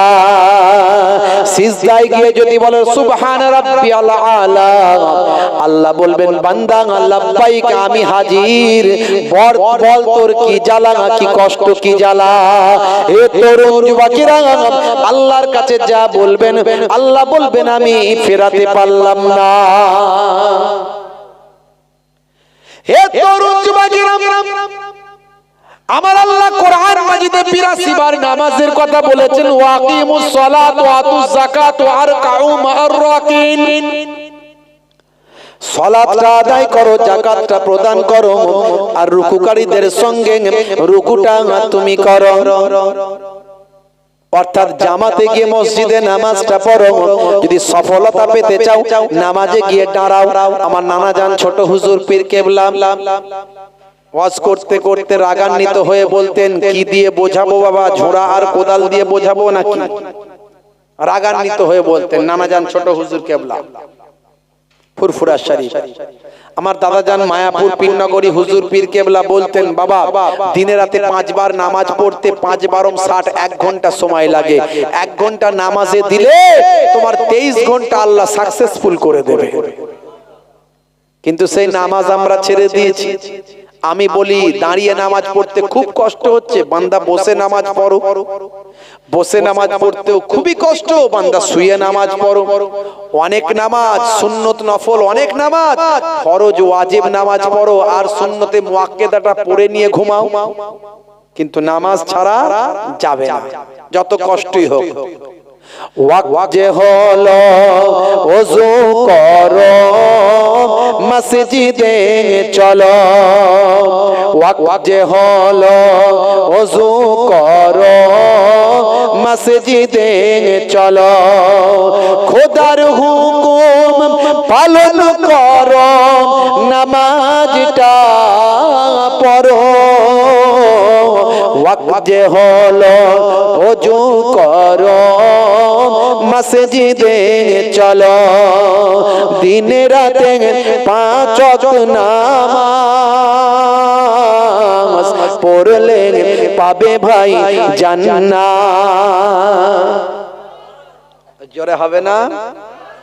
ফজরের সময় হলে মসজিদে যাও তুমি চলে ফেকো না বিছানায় শুয়ে খোদা দেন রহমত ঢেলে। জোরে হবে না? জোহরের সময় হলে কাজটা দাও তুমি ছেড়ে কিছু সময় দাও নামাজে সফলতা আসবে চলে। আর জোরে হবে না? মাগরিবের ওয়াক্ত আসিলে মসজিদে যাও তুমি চলে কবরের আযাব থেকে মুক্তি প্রভু দেবে। ওয়াক্ত যে হলো ওযু করো মসজিদে চলো খোদার হুকুম পালন করো নামাজটা পড়ো। ওয়াক্ত যে হলো ওযু করো মসজিদে চলো দিনে রাতে 5 ওয়াক্ত নামাজ পড়লে পাবে ভাই জান্নাত। জোরে হবে না? হে তরুণ যুবকেরা, এই নামাজ একটা বড় ইবাদত। নামাজের মধ্যে আছে উত্তম ব্যায়াম। আমি বলছি না, যারা ব্যায়াম বিশেষজ্ঞ তারা বলছেন ওযু, ওযুর মধ্যে আছে এত সুন্দর ট্রিটমেন্ট।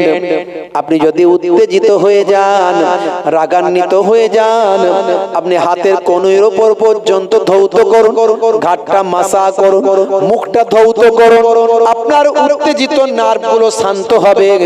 ওযু আপনার রাগ থেকে বাঁচিয়ে দেবে যখন রাগান্বিত হবে। তাই ইসলামে বলা হয়েছে ওযু করে 2 রাকাত নামাজ পড়ো।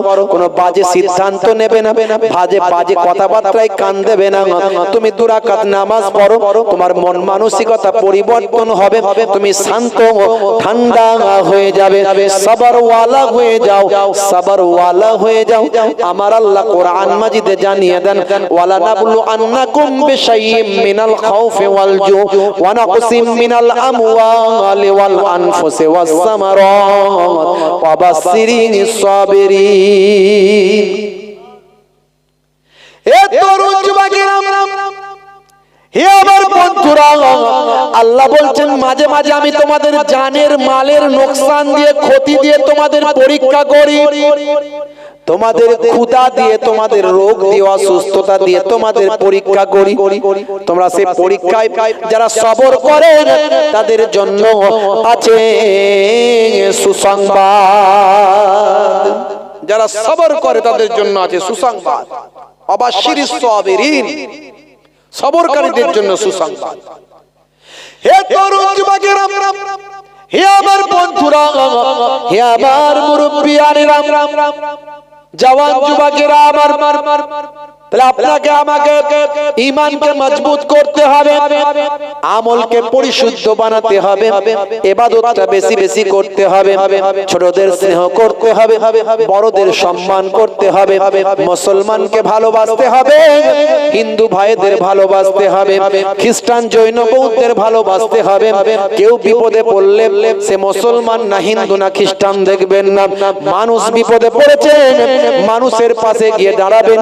এটাই ইসলামের নির্দেশ, এটাই ইসলামের বাণী। ইসলাম ব্যাপকতায় বিশ্বাসী, ইসলাম ক্ষুদ্রতায় বিশ্বাসী নয়, ইসলাম আত্মকেন্দ্রিকতায় বিশ্বাসী নয়। হে তরুণ যুবকেরা, হে আমার মুরব্বিয়ানেরা, মানুষকে ভালোবাসুন, মানুষের উপকার করুন, আগে মানুষ হন, তারপরে মুসলমান হবেন। আপনি মানুষ যদি হতে না পারেন, কিসের আপনি মুসলমান?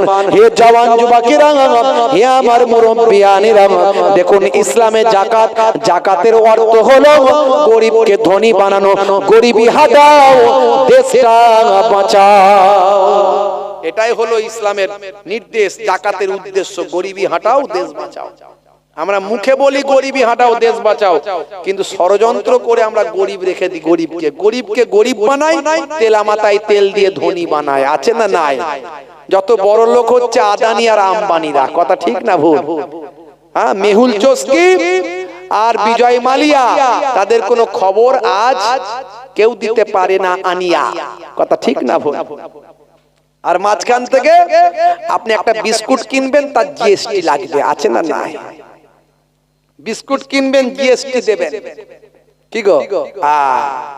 এটা আমরা বুঝি না যে মূল্য বৃদ্ধি কোন জায়গায় চলে গেছে, বাজারের দাম কত বেড়েছে, আনাজপত্র খাবার উপায় নাই, তেল ডাল থেকে শুরু করে কি অবস্থা। মাঝখান থেকে নেতারা ধর্মের খেলা চালাচ্ছে, বুঝতে পারছেন? এদেশেও চলছে, ও দেশেও চলছে। আবার ওরা একটা ছোট মতো দেশ হয়ে আবার আমাদেরকে হুমকি দিচ্ছে, বুঝতে পারছেন? গায়ে গোশ নাই, গোবরে চর্বি। ভাইরা আমার, তরুণ যুবকেরা আমার, কিন্তু এর মাঝখানে খেলা অন্য। এদেশের মানুষও খারাপ নয়, ও দেশের মানুষও খারাপ নয়, এরাও ভালো, ওরাও ভালো, বুঝতে পারছেন? আসলে খেলা চলছে অন্য। ওখানে আপনার সামনে তত্ত্বাবধায়ক সরকার আছে, তাদের আবার ভোট হবে, সেই ভোটে তো তাদেরকে জিততে হবে। জিততে গেলে মেজরিটি পার্সেন্টের ভোট চায়, তাই মেজরিটি পার্সেন্টকে ঠিক রাখার জন্য যা করা দরকার তাই তারা করছে।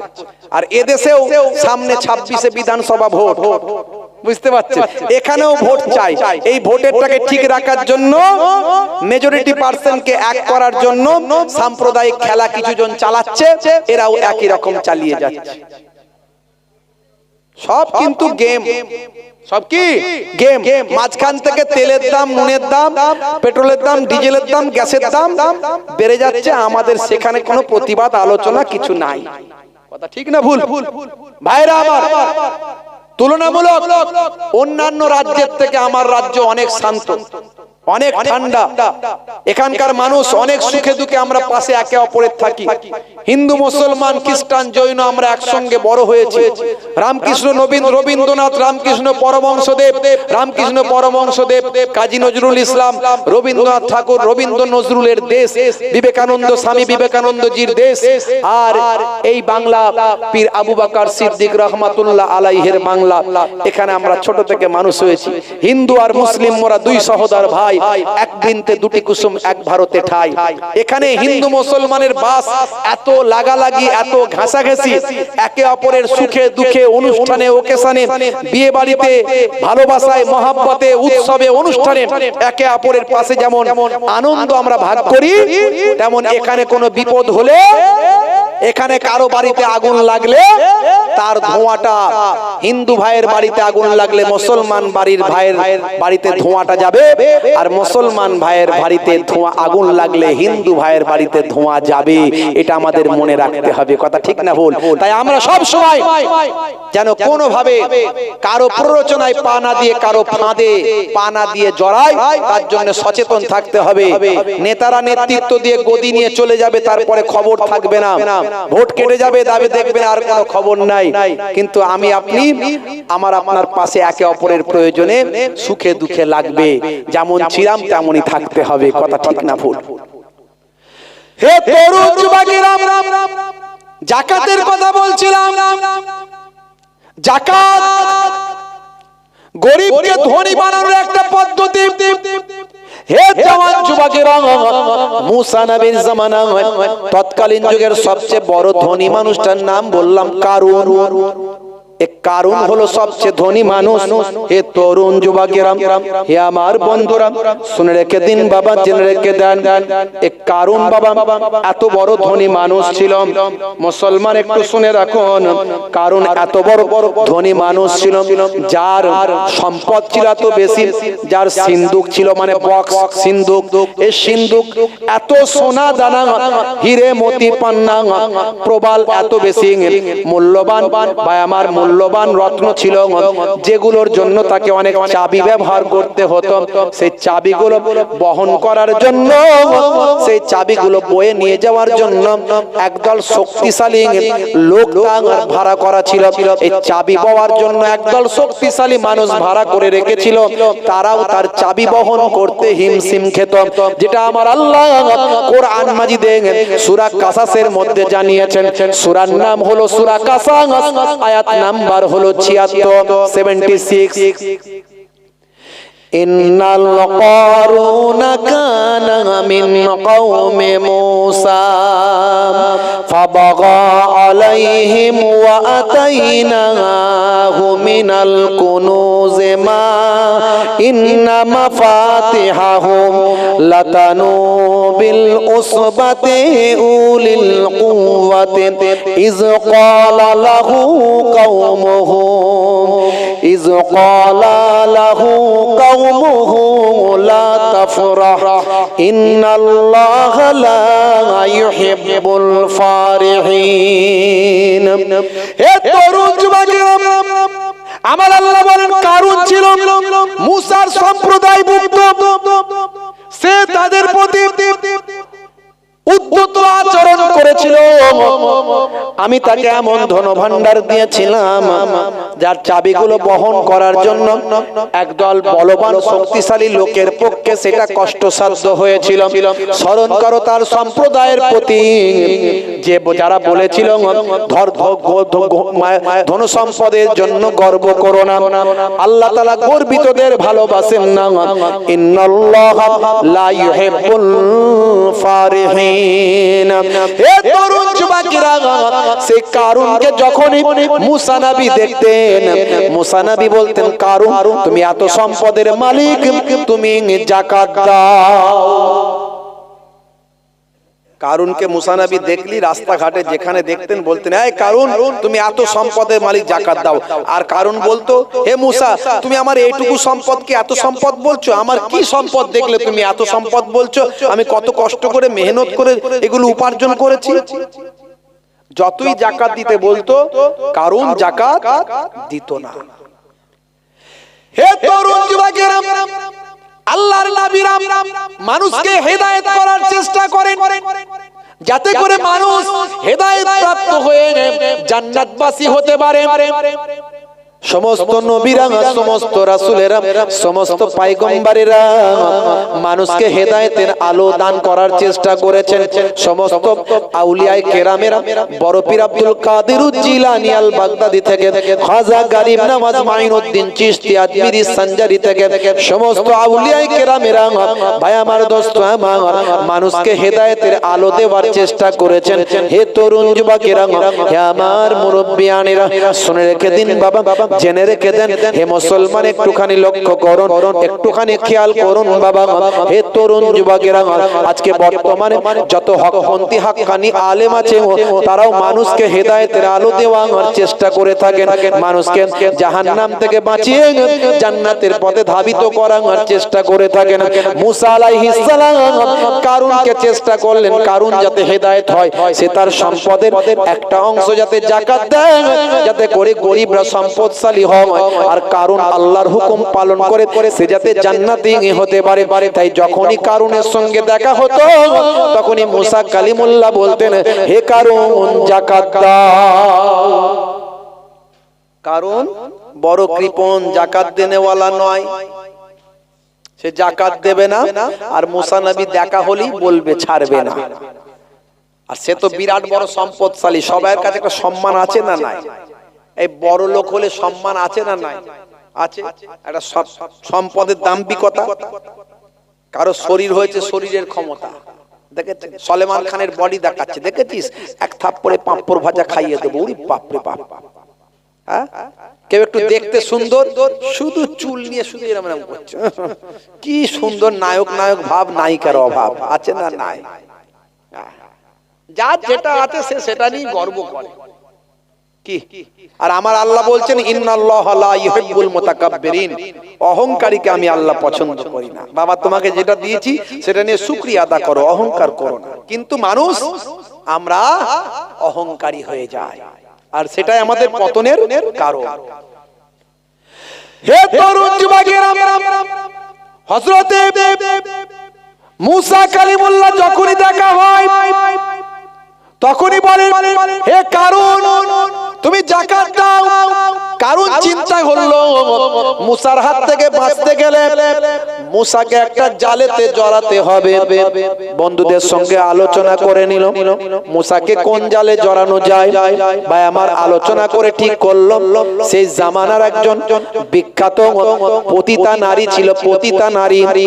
ভাই আমার, হে তরুণ যুবকেরা, পতিতা নারী যাদের কাছে অবাধে মানুষ যেতে পারে, টাকা দিলেই তাদের সঙ্গে যৌন ক্রিয়াকার্য করা যায়, জেনা ব্যভিচার যেটা বলে।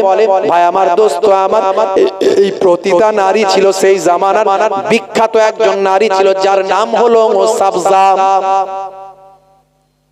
যার নাম সাবজা। ইন্টারনেটে নিউজ হয়েছে, আমার কাছে একজন পাঠিয়েছে, বলছে বর্তমান সময়ে সারা পৃথিবীতে একজন ফেমাস পতিতা নারী আছে, তার নাম হলো মিয়া খলিফা। শুনেছেন? নাম শুনেছেন? ইন্টারনেটে আমার কাছে পাঠিয়েছে একজন যুবক, বলে হুজুর বর্তমান সময়ে সারা পৃথিবীতে বিখ্যাত একজন পতিতা নারী, যার নাম হলো মিয়া খলিফা। নামটা কি সুন্দর, যেন মুসলিম নাম মনে হচ্ছে না? মনে হচ্ছে মুসলমানদের ঘরের মেয়ে, তাই তো নাকি? ভাই আমার, মিয়া কথাটা মুসলমানদের মধ্যে ব্যবহার হয়, আর খলিফা কথাটা অত্যন্ত একটা মূল্যবান শব্দ, যার অর্থ হলো প্রতিনিধি। হে তরুণ যুবকেরা, দেখুন ওই যে এর আগে বললাম ইয়াহুদ নাসারারা সর্বদা চক্রান্ত করেছে। 2011 সালে তারা কোরআন পুড়িয়েছে, এরকম বারবার চক্রান্ত করে যায়। এটা তাদেরই একটা চক্রান্তের ফসল। তারা এই মহিলার নাম মিয়া খলিফা নাম দিয়েছে, দিয়ে পতিতা নারী বানিয়েছে। সারা পৃথিবীর মানুষের কাছে সে বিখ্যাত, ইন্টারনেটে নাকি তাকে পাওয়া যায়। হে তরুণ যুবকেরা, মনে রাখবেন এই সমস্ত অন্যায় থেকে দূরে থাকবেন। হে যুবকেরা, তুমি একবার যদি এই সমস্ত ছবি, এই সমস্ত মহিলা, এদের যদি তুমি দেখতে পাও, তাহলে তোমার জীবনটা বরবাদ হবে। এদেরকে আগ্রহ নিয়ে কখনো খোঁজার চেষ্টা করবে না, এদের দেখার চেষ্টা করবে না। আমি শুধু এটুকু বলার জন্য এই কথাটা বলছি, আসলেই মিয়া খলিফা এ কিন্তু মুসলমান নয়, এটাও একটা চক্রান্ত। এ কিন্তু মুসলমান নয়, এ হলো একজন লেবানিস্ট, একজন নাসারা, নাসারাদের একজন মহিলা লেবানিস্ট, যার নাম হলো সারা। হে তরুণ যুবকেরা, হে আমার বন্ধুরা, হে আমার মুরব্বিয়ানেরা, শুনে রেখে দিন বাবা, জেনে রেখে দেন, এই মহিলা একজন লেবানিস্ট বাবা, লেবানিস্টের একজন মহিলা। হে মুসলমান, একটু লক্ষ্য করুন, একটু তরুণ যুবকের একটু খেয়াল করুন। ভাইরা আমার, দোস্ত আমার, শুনে রেখে দেন, জেনে রেখে দেন, এর আসল নাম হলো সারা জো চামউন, সারা জো চামউন, এর আসল নাম হলো সারা জো চামউন, কিন্তু লোকে জানে মিয়া খলিফা। ভাইরা আমার, যেমন সারা পৃথিবীতে একজন পতিতা নারী হিসাবে বিখ্যাত। হে মুসলমান, শুনে রেখে দাও, জিনা ব্যভিচার হলো ইসলামের সবচেয়ে নিকৃষ্ট একটা হারাম। আমার আল্লাহ কোরআন মাজিদে বলেছেন, লা তাকরাবুজ জিনা, তোমরা জিনা ব্যভিচার থেকে দূরে থাকো। জিনা ব্যভিচার হলো সবচেয়ে নিকৃষ্ট জিনিস। হে মুসলমান, তোমার চোখকে নত রাখো, তোমার শরীরকে কন্ট্রোল করো, আর তোমার মনোবৃত্তিকে কন্ট্রোল করে নাও। এইভাবে জীবন যাপন করো, তুমি গুনার সাগর থেকে বেঁচে যাবে, নেকির মধ্যে থাকবে, পুণ্যের মধ্যে থাকবে। হে তরুণ যুবকেরা, হে আমার মুরব্বিয়ানেরা, তৎকালীন যুগে মুসা কালিমুল্লাহর জামানায় একজন মিয়া খলিফার মতো পর্ন স্টার ছিল বাবা। ভাই আমার, ভাই আমার, কি বলবো, পতিতা নারী ছিল, তার নাম হলো সাবজা। সাবজা। কারুন চিন্তা করলো সাবজাকে ফিট করতে হবে। হে জওয়ান যুবকেরা, খুবই সংক্ষেপ করে বলে দিই, কারুন চিন্তা করলো সাবজাকে ঠিক করতে হবে। রাতের বেলা সাবজা ডেরাতে গেল, সেরা ডেরাতে গিয়ে, ভাই আমার, কারুন ছিল কোটি কোটি টাকার মালিক। কারণ গিয়ে সাবজাকে ফিট করে ফেললো, তাকে 5 লক্ষ স্বর্ণ মুদ্রা দিল, তার সঙ্গে রাত কাটালো, অবৈধ ক্রিয়াকর্মে মত্ত হলো। ভাই আমার অবৈধ ক্রিয়াকর্মে মত্ত হলো এবং তাকে ফিট করে বলল, এই যে 5 লক্ষ স্বর্ণ মুদ্রা দিলাম, হে সাবজা তোমাকে একটা কাজ করতে হবে। বলে কি কাজ? এমন সময় ভাই আমার দোস্ত আমার কারণ সেই সময় বলেছিল, শোনো শোনো শোনো শোনো। বলে কি কাজ? বলে অমুক দিনে অমুক জায়গায় আমাদের যে বড় খোদা ভাই আমার, যাকে তারা ফেরাউন বলে, সেই ফেরাউন নিজেকে খোদা বলেছিল, আনা রব্বুকুমুল আলা বলেছিল, আমি তোমাদের বড় খোদা বলেছিল। সেই বড় খোদার জন্মদিন, খোদার আবার জন্মদিন, ভালো করে ভাবুন। হে তরুণ যুবকেরা, কারণ বলল আমাদের বড় খোদার জন্মদিন, রাজ দরবারে জন্মদিন পালন হবে, অনেক খানা পিনার ব্যবস্থা হবে, অনেক মানুষ সেখানে উপস্থিত হবে। আর মানুষ যেখানে হাজির হয়, মুসা কালিমুল্লাহ সেখানে গিয়ে আল্লাহ এবং নিজে আল্লাহ এবং রাসূলের বাণীটা সেখানে জানিয়ে দেয়। মানুষ বেশি হলেই মুসা কালিমুল্লাহ আল্লাহর বাণী বলে সেখানে। এখনকার যুগে আপনারা আমাদেরকে দাওয়াত করছেন, নজরানা দিচ্ছেন, এত সুন্দর লাইটিং, এত ব্যবস্থাপনা, এত সম্মান। তখনকার যুগে নবীদেরকে অনেক কষ্ট করতে হয়েছে, তবে আজকে আমরা এই দিনটা দেখতে পাচ্ছি। বুঝতে পারছো? যেখানে মানুষ জুটতো সেখানে গিয়ে মুসা কালিমুল্লাহ তাদেরকে গিয়ে আল্লাহর একত্ববাদ, ওয়াহদানিয়াত, দ্বীনের কথা বলতো। তবে মানুষ তাদের কিছু করতে পারতো না, অনেক অনেক কষ্ট দিয়েছে কিন্তু কিছু করতে পারেনি, কারণ আল্লাহ প্রদত্ত ক্ষমতা ছিল তাদের। মুজিজা আল্লাহ দিয়েছিলেন। মুসা নবী হাতের লাঠি ফেলতেন, বিরাট বড় সাপ হয়ে যেত। কি হাতটা গোল করে ঘোরাতেন, সূর্যের মতো আলো হতো। হে তরুণ যুবকেরা, হে আমার বন্ধুরা, শুনে রেখে দিন বাবা, জেনে রেখে দেন। হে মুসলমান, খুবই সংক্ষেপ করে বলি, সময় খুব কম, ছোট্ট করে বলে দি বাবা। এমন সময় দেখতে পাওয়া যায় ভাই আমার দোস্ত আমার, কারণ বলল সাবজা আমাদের বড় খোদার জন্মদিনে তুমি সেখানে মেয়েদের প্যান্ডেলে গিয়ে একটা দেওয়ালে ঠেক দিয়ে বসে যাবে। মাশাআল্লাহ, আমার ছোট ভাই, মামাতো ভাই, তিনি এসে হাজিরা হয়েছেন। দেখতেও সুন্দর, অজ সুন্দর, মনও সুন্দর। আপনারা সব খুশি তো নাকি? কি কথা, খুশি না? খুশি না? এটুকু বলবো না, শেষ করে দেবো। মাশাআল্লাহ মাশাআল্লাহ, এসে হাজির হয়ে গেছে। একবার তাকবীর দেন, নারে তাকবীর। এই স্টেজে আসছে নাকি? স্টেজে আসছে? আচ্ছা, যদি স্টেজে আসে তাহলে নিয়ে চলে আসো। একবার তাকবীর দেন, নারে তাকবীর, নারে তাকবীর। সিলসিলা হক ফুরফুরা শরীফ, এই পীরের আওলাদরা এলে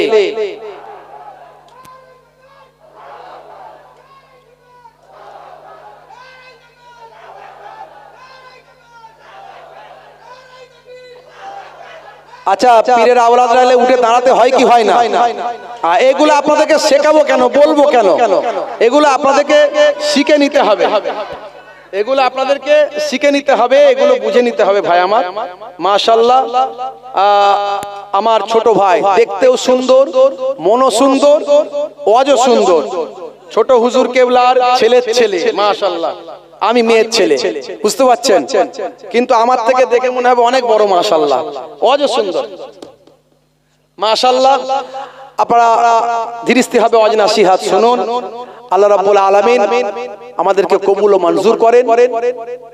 এটুকু আর বললাম না। আল্লাহ রাব্বুল আলামিন